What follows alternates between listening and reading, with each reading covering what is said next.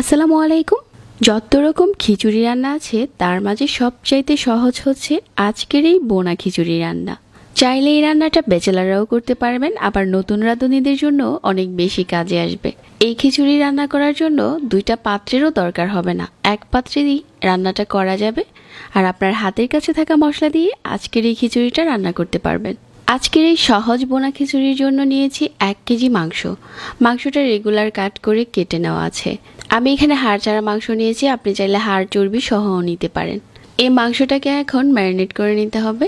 1 table চামচ দিয়ে দিচ্ছি রসুন বাটা, 1.5 টেবিল চামচ এখানে দিয়ে দিচ্ছি আদা বাটা, 1 টেবিল চামচ দিয়ে দিচ্ছি মরিচের গুঁড়া, আর এখানে 1/2 টেবিল চামচ দিয়ে দিচ্ছি ভাজা জিরার গুঁড়া, 1 টেবিল চামচ দিয়ে দিচ্ছি ধনিয়া গুঁড়া, আর 1 চা চামচ হলুদের গুঁড়া, 1 চা চামচ গরম মশলার গুঁড়ো, আর পরিমাণ মতো লবণ, আর এখানে 1/3 কাপ সরিষার তেল।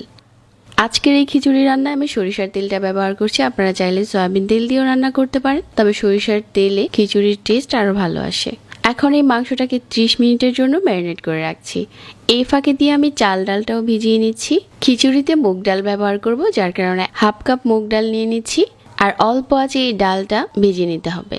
ডালটা ভাজার সময় তাড়াহুড়ো করা যাবে না, অল্প আঁচে ভাজতে হবে যাতে খুব সুন্দর একটা ঘ্রাণ আসে। ডালটা যখন ভাজা হয়ে যাবে বাটিতে নিয়ে নিচ্ছি। এখানে 1/2 কাপ নিয়ে নিচ্ছি মসুরির ডাল, 2 রকমের ডাল 1 কাপ নিয়েছি, আর এখানে আমি চাল নিয়ে নিচ্ছি 2 কাপ। 2 কাপ চিনি গুঁড়া চাল নিয়েছি। তারপর পর্যাপ্ত পরিমাণের পানি দিয়ে 30 মিনিটের মতো ভিজিয়ে রাখছি। 30 মিনিট হয়ে গেছে। এখন হচ্ছে আমাদের মাংসটাও খুব ভালো ম্যারিনেট হয়েছে। খিচুড়ি রান্নার জন্য চুলায় প্যান বসিয়ে 1/3 কাপ দিয়ে দিচ্ছি রান্নার রেগুলার তেল, আর এখানে কিছু আস্ত গরম মশলা, এলাচ, দারচিনি, তেজপাতা, আর হচ্ছে লং, গোলমরিচ। এই মশলাটা তেলের সাথে কিছুক্ষণ ভাজলে খুব সুন্দর একটা ফ্লেভার আসে। তারপর এখানে 2টার মতো পেঁয়াজ কুচি দিয়ে দিচ্ছি। পেঁয়াজটাকে গরম মশলার সাথে লাল করে ভেজে নিয়েছি।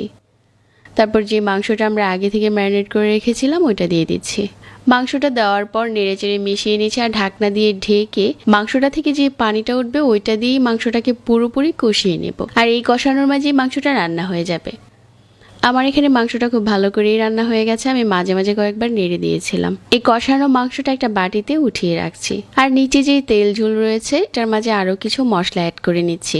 মরিচ, হলুদ, ধনিয়া, আদা বাটা, আর হচ্ছে রসুন বাটা। এই সবগুলো মশলা আছে 1/2 চা চামচ করে, আর আছে 1/2 চা চামচ জিরার গুঁড়া। তো এই গুঁড়া মশলাটা দেওয়ার পর এখন চাল ডালটা দিয়ে দিলাম। চাল ডালটা আমি আগে থেকে পানি ঝরিয়ে রেখেছিলাম, তারপর মশলার সাথে নেড়ে চেড়ে ভেজে নিয়েছি।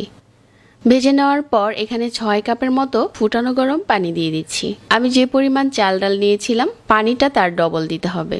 এখন ঢাকনা দিয়ে ঢেকে রান্না করে নিচ্ছি।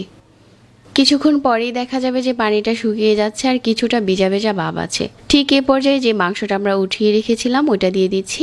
মাংসটা কিছুটা চেপে তারপর উপরে কিছু পেঁয়াজ বেরেস্তা আর কাঁচামরিচ দিয়ে দিচ্ছি। 2 চা চামচ দিয়ে দিচ্ছি ঘি, যাতে খুব সুন্দর একটা ফ্লেভার আসে। চাইলে এখানে অল্প সরিষার তেলও এড করতে পারেন। আবারও দমে রান্না করছি আরও 10 মিনিট। এখন আমাদের খিচুড়ি রান্না শেষ। যারা সহজ রেসিপিতে ভুনা খিচুড়ি রান্না করতে পছন্দ করেন আজকের রেসিপিটা দেখে নিতে পারেন। খুব অল্প সময়ে এই খিচুড়িটা রান্না করা যায়। আশা করছি প্রতিদিনের মতো আজকের রেসিপিও ভালো লেগেছে। সবাইকে ধন্যবাদ জানাচ্ছি আজকের রেসিপি দেখার জন্য, আর আজকে এখানেই বিদায় নিচ্ছি। আল্লাহ হাফিজ।